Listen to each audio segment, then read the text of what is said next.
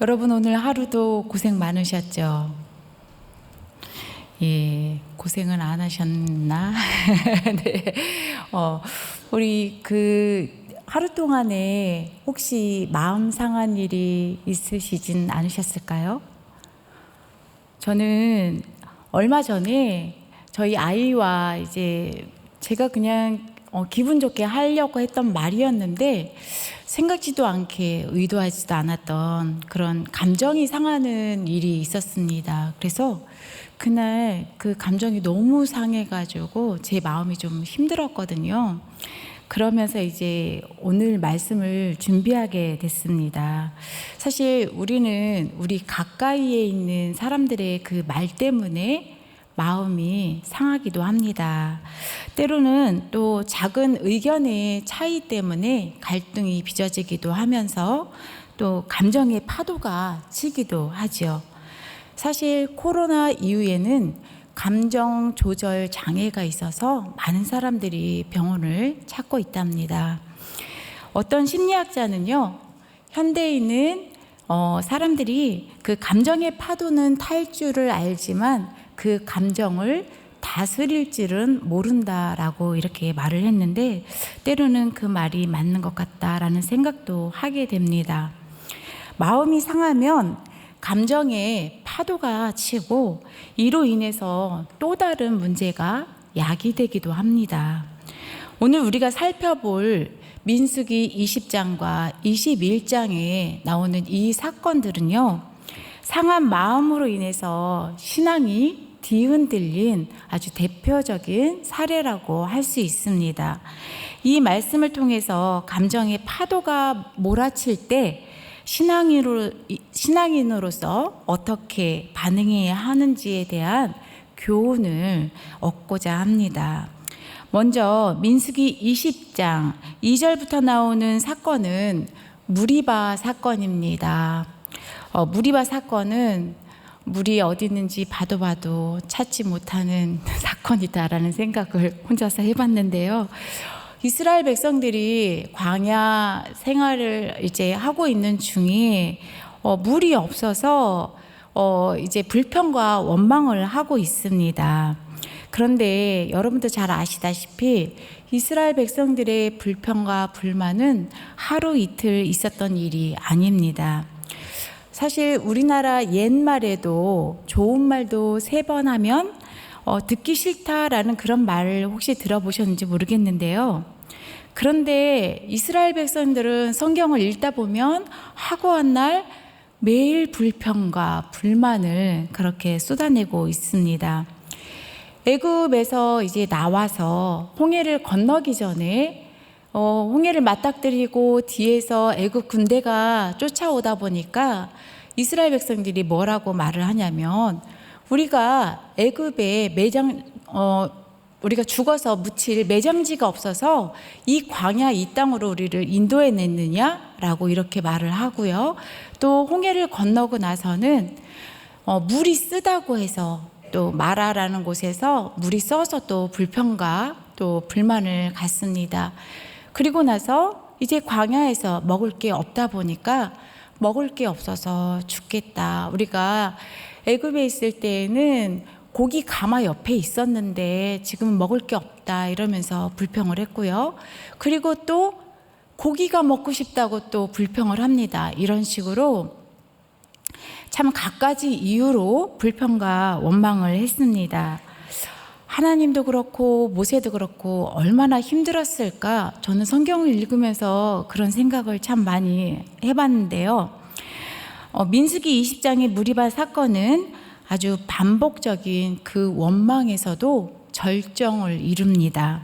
왜냐하면 이 사건의 시점이 이제 광야 40년 동안을 다 지내고 가나안에 입성하기 직전의 시점입니다. 그러면 우리가 생각을 했을 때에도 40년 동안이나 광야 생활을 하면서 끊임없이 목이 마르다 하면 물을 주셨고, 배가 고프다 하면 만나를 내려주시고, 고기가 먹고 싶다 그러면 메추라기를 내려주시고, 하나님은 끊임없이 이스라엘 백성들의 요구를 들어주시고 인도해 주셨는데, 이제 곧 가나안 땅에 들어가야 함에도 불구하고 이스라엘 백성들은 또 오늘 물이 없다 보니까 여전히 하나님을 신뢰하지 못하고 또 불평과 또 원망을 하고 있습니다. 우리 20장 3절부터 5절까지 말씀을 교독으로 읽도록 하겠습니다. 백성이 모세와 다투어 말하여 이르되 우리 형제들이 여호와 앞에서 죽을 때 우리도 죽었더라면 좋을 뻔하였도다. 너희가 어찌하여 여호와의 회중을 이 광야로 인도하여 우리와 우리를 짐승이 다 여기서 죽게 하느냐. 너희가 어찌하여 우리를 애굽에서 나오게 하여 이 나쁜 곳으로 인도하였느냐. 이곳에는 파종할 곳도 없고 무화과도 없고 포도도 없고 석류도 없고 마실 물도 없도다. 이렇게 지금 불평과 불만을 하고 있습니다. 참 그냥 읽어도 듣기가 참 좋지 않습니다. 우리가 진작에 확 죽었어야 되는데 이렇게 말을 하고 있는 거죠. 그리고 하나님은 분명히 약속의 땅을 젖과 꿀이 흐르는 땅이라고 계속 이스라엘 백성들에게 말씀하면서 인도해 가고 있는데, 여기서도 이 나쁜 곳으로 인도했다. 뭐도 없고 이렇게 이스라엘 백성들은 원망을 하고 있습니다. 그러면 하나님은 이렇게 원망하는 이스라엘 백성들에게 뭐라고 말씀하시는지 우리 8절 말씀을 여러분들이 한번 읽어주시기 바랍니다. 시작.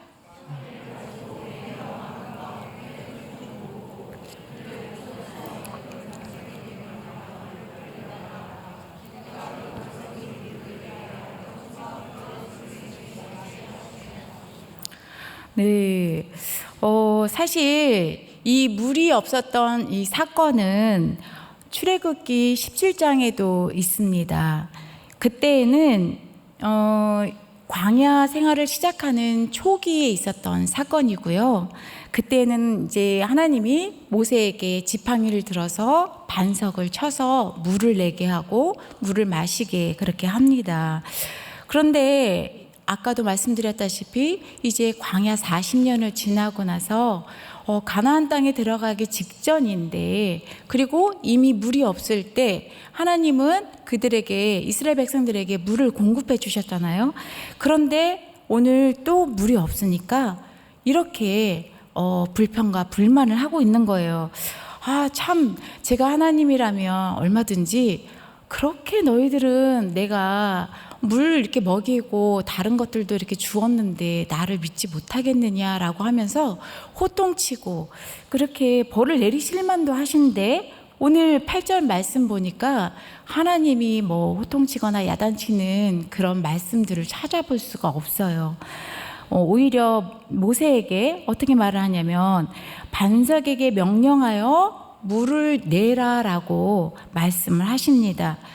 여러분 여기서 이제 분명한 차이는 그 출애굽기 17장에 나왔던 마사와 르비딤 사건에서는 모세가 지팡이를 들어서 반석을 치게 하셨지만, 오늘은 반석을 치라는 그런 하나님의 말씀이 아니라 어떻게 말씀하셨습니까? 반석에게 명령하여 물을 내라, 이렇게 말씀하고 있습니다. 반석에게 명령하라라는 것은 뭐냐면 선언하라, 말씀해라, 이런 뜻입니다. 그래서 모세가 하나님이 말씀하신 대로 그냥 반석에게 말을 하면 됐는데, 사실 모세는 어떻게 하냐면 20장 10절과 11절 말씀 자막에 안 나올 것입니다. 그래서 20장 10절과 11절 말씀을 우리 같이 읽어보도록 하겠습니다. 모세와 아론이 회중을 그 반석 앞에 모으고 모세가 그들에게 이르되 반역한 너희여 들으라. 우리가 너희를 위하여 이 반석에서 물을 내랴 하고, 모세가 그의 손을 들어 그의 지팡이로 반석을 2번 치니 물이 많이 솟아나므로 회중과 그들의 짐승이 마시니라. 네, 하나님은 뭐라고 말씀하셨다고 했죠? 그냥 반석에게 명령해라 이렇게 말씀하셨는데, 모세는 지금 하나님이 말씀하신 대로 순종하는 것이 아니라 지팡이로 2번을 칩니다. 그러면 그 앞에 지팡이로 반석을 2번 치기 전에 이스라엘 백성들에게 뭐라고 말을 하죠? 이 반역한 너희들이여, 너희여 들으라, 이렇게 말을 하죠. 그러면 우리가 상상해 봤을 때 모세가 반석을 칠 때 어떻게 칠 것 같습니까? 이렇게 쳤을까요? 우리가 그냥 상상만 해도 아마 이렇게 들어서 힘껏 내리치지 않았을까라는 그런 표현은 나와 있지 않지만 그렇게 연상이 되더라고요. 그만큼 모세는 이미 지금 감정적으로 상해 있고 또 화가 났다는 것이죠. 그래서 그 화가 남으로 인해서 하나님의 말씀대로 순종하지 못하게 됩니다. 그렇게 되니까 이 하나님의 말씀대로 순종하지 못하게 되니까 하나님이 뭐라고 모세에게 말씀하냐면요, 매우 비극적인 결과를 맞이하게 되는데요. 12절 말씀을 함께 읽어보도록 하겠습니다. 시작. 여호와께서 모세와 아론에게 이르시되 너희가 나를 믿지 아니하고 이스라엘 자손에서 거룩함을 나타내지 아니한 고로 너희는 이 회중을 내가 그들에게 준 땅으로 인도하여 드리지 못하리라 하시니. 네, 모세가 지팡이를 2번 쳐서 물은 나왔어요. 물은 나왔는데 하나님이 모세에게 말씀하시는 것은 너가 가나안 땅에 들어가지 못한다라는 그런 결과를 얻게 됩니다. 분명히 잘못은 이스라엘 백성들이 한 것 같은데 참 이렇게 모세가 40년간 그 광야에서 고생을 하면서 결국 이렇게 가나안 땅에 못 들어간다는 것이 굉장히 저로서도 두렵고 또 떨리더라고요. 근데 그만큼 하나님의 말씀대로 순종했어야 하는데 모세가 하나님의 말씀대로 순종하지 못한 이유는 이스라엘 백성들이 원망하고 막 이렇게 불평을 하다 보니까 이 모세도 이제 화가 나서 그 감정을 컨트롤하지 못한 것이죠. 그 마음이 상하고 그의 마음 가운데 감정의 파도가 막 일었던 것 같습니다. 이제 21장을 보겠습니다. 21장에서는요, 이스라엘 백성 전체가 마음이 상하게 됩니다. 왜냐하면 아까도 말씀드렸다시피 이제 가나안 땅이 눈앞에 있습니다. 40년이라는 시간을 광야에서 보냈고 이제 조금만 더 가면 가나안 땅에 들어가는데 에돔이라는 나라를 거쳐서 가나안 땅에 가면 금방 도달할 수 있는데 에돔이 우리가 지나가겠다라고 했더니 지나가지 못하게 막습니다. 그래서 이스라엘 백성들이 이런 상황들로 인해서 마음이 상하게 됩니다. 그렇게 4절 말씀 한번 같이 읽도록 하겠습니다. 백성이 호르산에서 출발하여 홍해길을 따라 에돔 땅을 우회하려 하였다가 길로 말미암아 백성의 마음이 상하니라. 네, 지금까지 사실 그 하루길이면 갈 수 있었던 그 가나안 땅을 40년이나 돌고 있잖아요. 그런데 또 코앞에 왔는데도 불구하고 에돔이 거기를 지나가지 못하게 하니까 다시 또 빙빙 돌아야 되고 또 꽉 막힌 것 같은 그런 느낌을 받으니까 이스라엘 백성들은 또다시 이제 마음이 상하면서 불평을 하게 됩니다. 여기서 나오는 마음이 상하니라라는 히브리 원어의 뜻을 살펴보니까 혼이 짧아졌다라는 뜻을 가지고 있습니다. 그만큼 마음에 여유가 없다는 것입니다. 그러다 보니까 이렇게 불평하고 원망하는 것은 자연스럽게 또 나오는 것입니다. 이렇게 이제 이스라엘 백성들이 이제 마음이 상하면서 그들도 하나님이 그동안 공급해 주셨던 거, 또 인도해 주셨던 거, 이런 모든 것들, 하나님의 그 은혜를 잊어버리게 되고 또 값없이 여기게 되는 그 모습을 발견할 수가 있습니다. 5절 말씀, 21장 5절 말씀을 여러분들이 읽어주시면 감사하겠습니다. 시작.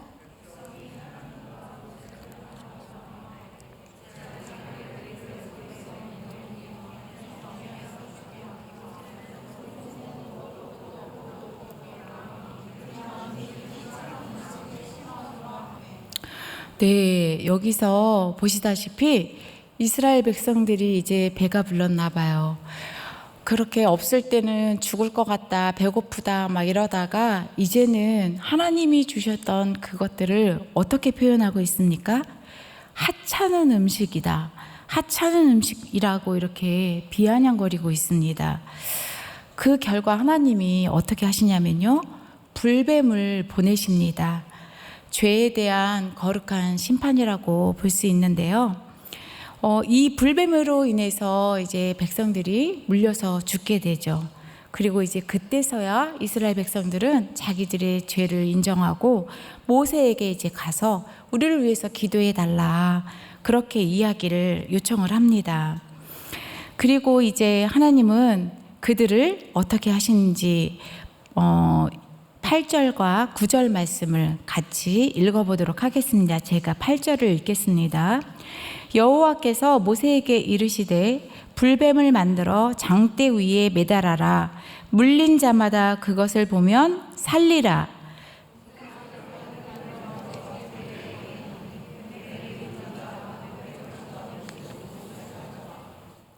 네, 하나님은 이제 또 이 이스라엘 백성들이 또 이제 자기들의 죄를 뉘우치면서 모세에게 막 중보기도 해달라 이렇게 해가지고 그러니까 이제 백성들을 살리시는데 놋뱀을 쳐다보면 살 것이라고 말씀하십니다.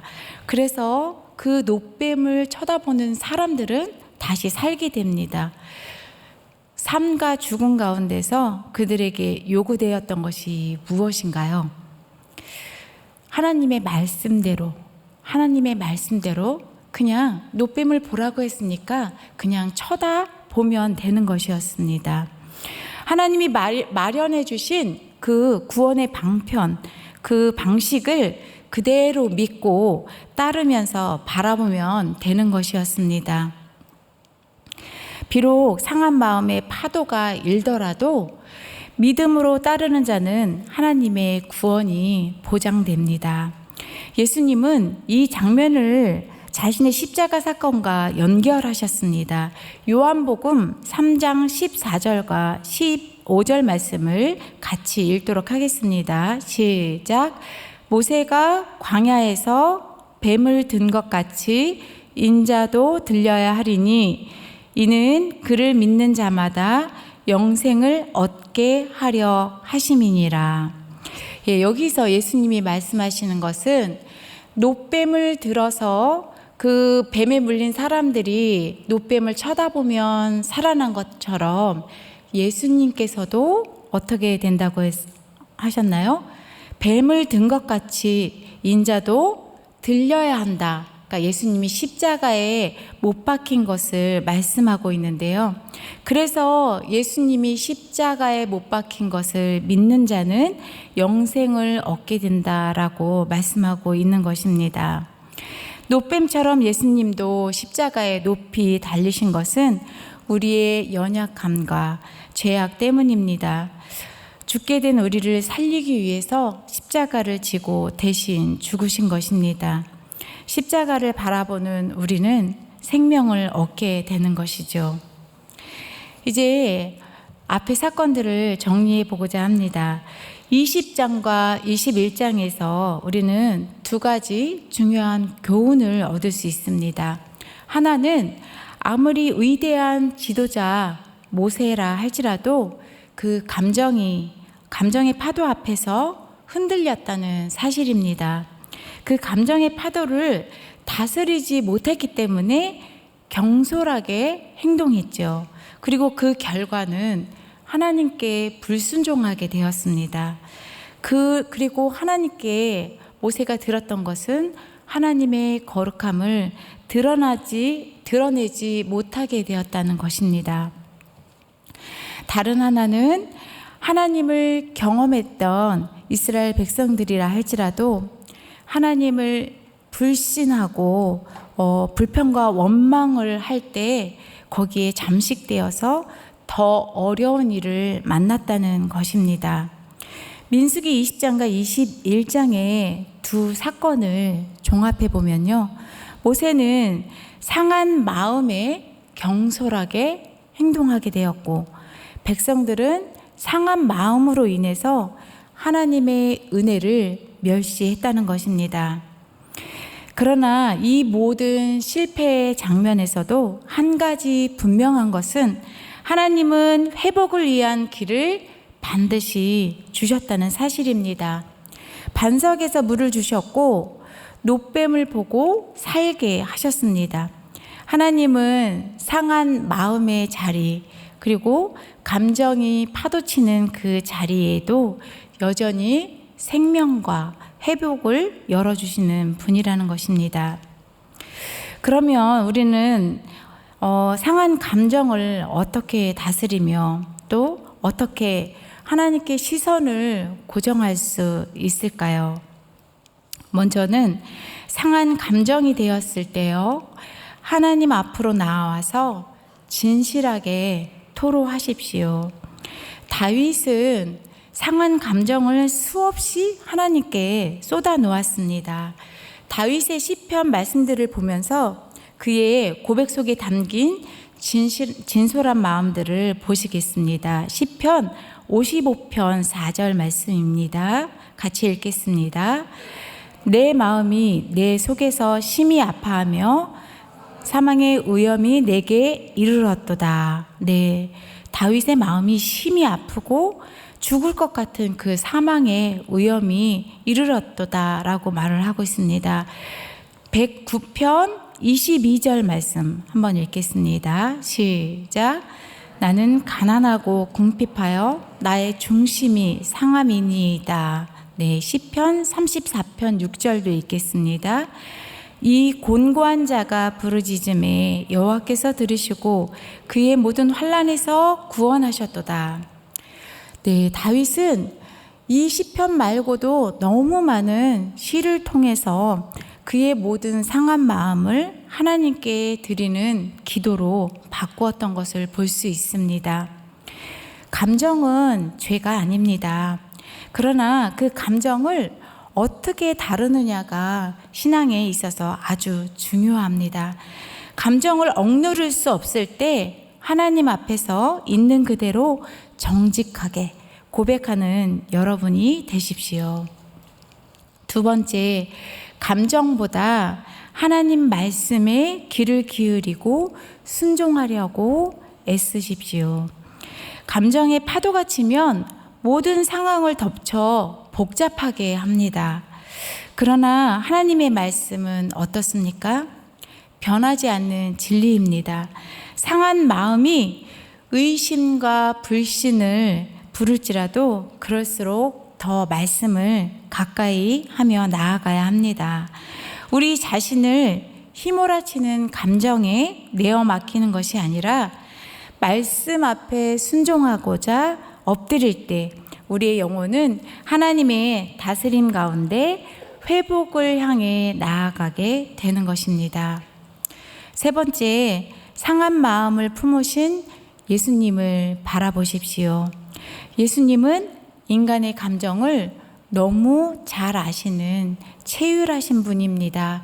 체휼이라는 말은 몸소 겪어서 보다 더 깊이 이해하고 또 불쌍히 여기는 마음을 말하는 것입니다.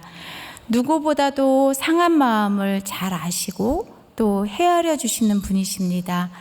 이 땅에서 우리와 똑같은 사람으로서 슬퍼하시기도 하셨고 마음이 괴로워 하시기도 하셨습니다.